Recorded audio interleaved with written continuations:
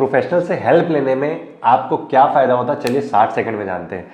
मान के चलिए आपका एक प्रोजेक्ट है जो 1500 स्क्वायर फीट का है, ठीक है। अब बारी आई है कास्टिंग की, किसकी? स्लैब की। तो अगर आपके पास प्रोफेशनल नहीं है तो आपका प्रोफेशनल हेल्प कौन हो गया? आप खुद या फिर कॉन्ट्रैक्टर।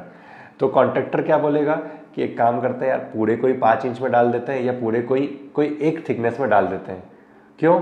क्योंकि वो लेबर रेट में अगर काम कर रहा है तो उसके लिए क्या ईजी पड़ेगा कि एक लेवल पे धागा मारे और एक साथ सेंटरिंग ठोक दिए, या इनफैक्ट बीम भी डालनी है तो एक बॉटम पे बीम बांधे और एक साथ पूरी बीम ठोक दिए। तो इसको कैलकुलेशन से समझते हैं।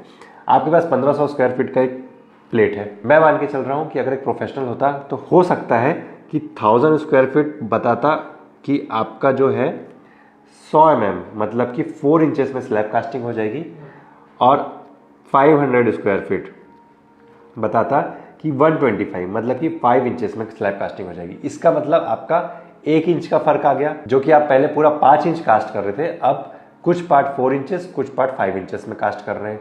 अब वो 1 इंच में कितना बचा चलिए जानते हैं।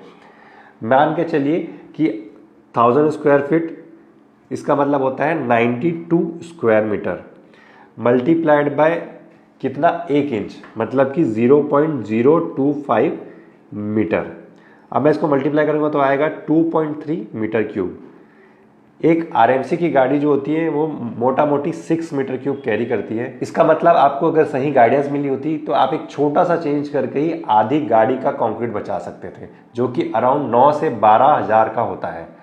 तो सोचिए अगर बाकी पूरे स्ट्रक्चर में सही गाइडेंस मिलता तो आपका कितना कॉस्ट सेविंग होता, प्लस ऑप्टिमाइज्ड होता, प्लस स्ट्रक्चरली साउंड आपको आउटपुट मिलता। सेव कर लिए इस रील को अगर नेक्स्ट टाइम से कुछ इस तरीके से वर्किंग कर रहे हैं तो।